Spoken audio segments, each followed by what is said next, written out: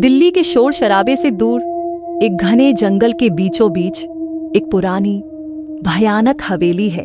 उस पुराने हवेली में रहती है एक औरत जिसे कहते हैं सफेद बालों वाली चुड़ैल। उस स्थान से दूर दिल्ली यूनिवर्सिटी बसा हुआ था, जहां रोहन जो कॉलेज का टॉपर था, अजय जो एक बिगड़ैल राजकुमार की तरह था, नेहा जिसे पार्टियों का बेहद शौक था, समीर जो बॉडी बिल्डर था और रिया जिसे हर कोई पसंद करता था। ये पांचों करीबी दोस्त थे और इसी कॉलेज में पढ़ते थे। एक दिन वे शहर के बाहरी इलाकों में एक रोड ट्रिप पर निकले। रिया ठंडी हवा के झोंकों को अपने चेहरे पर महसूस कर रही थी और इसे बेहद आनंद ले रही थी। रोहन अपनी फोटोग्राफी के कौशल का अभ्यास करने में व्यस्त था।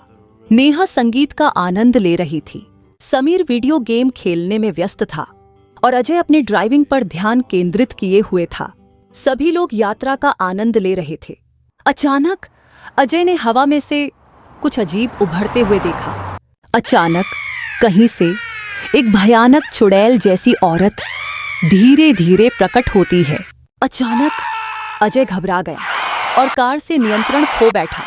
कार धातु की बैरिकेड को तोड़ती हुई तेजी से पहाड़ी से नीचे गिरती चली गई और जंगल में जा गिरी। सभी लोग बाहर निकले, क्षतिग्रस्त कार की हालत देखने के लिए। सभी स्तब्ध थे। जो हुआ उसे समझने की कोशिश कर रहे थे और ये जानने की कोशिश कर रहे थे कि वे कहाँ थे। अचानक बादल गहराने लगे और जोर से बारिश शुरू हो गई। बारिश से बचने के लिए वो भागने लगे। भागते भागते अचानक उन्हें जंगल के बीचों बीच एक घर नजर आया।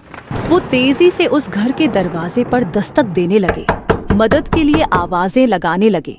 दरवाजा खुला और उन्होंने एक बूढ़ी औरत को देखा जिसके सफेद बाल थे और हाथ में एक जलती हुई मोमबत्ती। उसने अपना नाम माया बताया था। वह मुस्कुराई और उन्हें अंदर आने का इशारा किया। सभी उसके पीछे पीछे चल पड़े। उन्हें एक एक कमरा दिया गया। कमरे पुराने और डरावने लग रहे थे, लेकिन बारिश से बचने के लिए वे खुश थे। बारिश कुछ समय बाद रुक जाती है।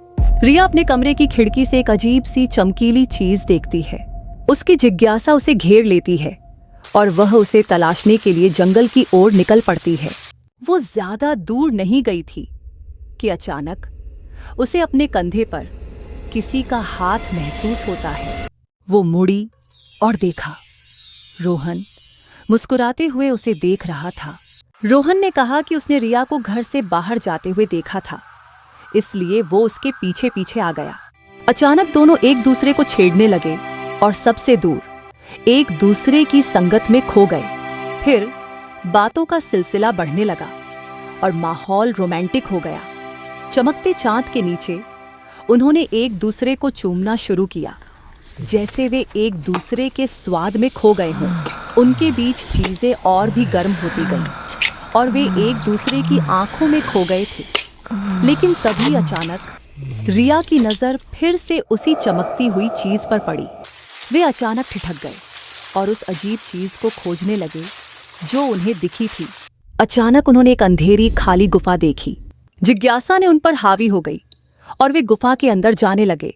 तभी अचानक गुफा से एक तेज रोशनी चमकी और रोहन हवा में उछलता हुआ गुफा से बाहर आ गिरा, बेहोश और निर्जीव। समीर बाथरूम की तलाश में था जब चलते चलते उसकी नजर दीवार पर टंगी एक तस्वीर पर पड़ी। तस्वीर माया की थी, लेकिन चौंकाने वाली बात, तस्वीर पर लिखा हुआ जन्मदिन था। अचानक उसे एक तेज आवाज सुनाई दी। वो मुड़ता है और देखता है रिया वहां खड़ी है। उसकी आंखों से एक भयानक हरी रोशनी चमक रही है। अचानक रिया की टांगें मुड़ने लगती हैं, जैसे कोई अदृश्य शक्ति उन्हें तोड़ मरोड़ रही हो।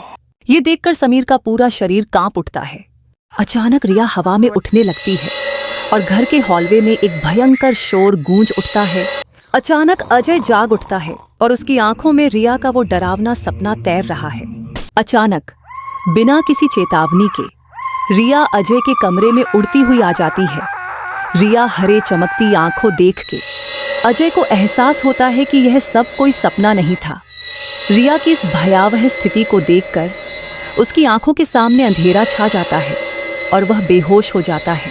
नेहा अपने कमरे में मेकअप कर रही थी जब अचानक आईने में उसका चेहरा सफेद और डरावना हो जाता है। वो चीखते हुए मुड़ी और देखा रिया वहां खड़ी थी, शैतानी मुस्कान के साथ उसे घूरते हुए। निशा अचानक हवा में उठ जाती है, उसकी आंखों में खौफ झलकता है। रिया निशा को जबरदस्त ताकत से कमरे के उस पार फेंक देती है।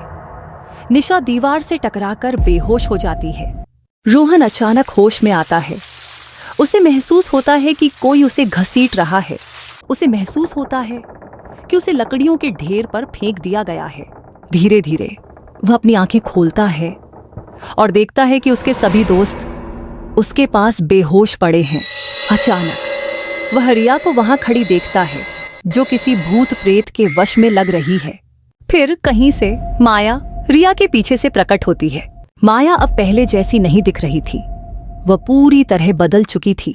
उसकी डरावनी हरी आंखें और चुड़ैल जैसी चेहरा रोहन के रोंगटे खड़े कर देता है। माया रिया को आदेश देती है कि वह सबको जला दे।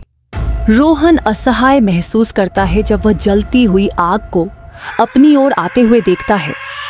वह दर्द से चीखता है अपने दोस्तों के साथ, जो धीरे धीरे आग की लपटों में घिर जाते हैं। अपनी आवश्यक बलि प्राप्त करने के बाद माया ने खुद से कहा, अब समय आ गया है इस पुराने शरीर को छोड़कर एक नया और युवा शरीर धारण करने का। यह कहते हुए वह आग की लपटों में कूद पड़ी। फिर आग की लपटों से माया की आत्मा निकलकर धीरे धीरे रिया के शरीर में समा गई। अचानक रिया के बालों का रंग बदलने लगा। माया की आत्मा को आखिरकार एक नया शरीर मिल गया था, जिसमें वह रह सकती थी। कई साल बीत गए। फिर एक दिन अचानक दरवाजे पर जोर से दस्तक हुई। एक युवा जोड़ा बाहर खड़ा था, बारिश से बचने के लिए आश्रय मांग रहा था। रिया ने उन्हें एक शातिर मुस्कान के साथ देखा, मन ही मन नए खेल की योजना बनाते हुए।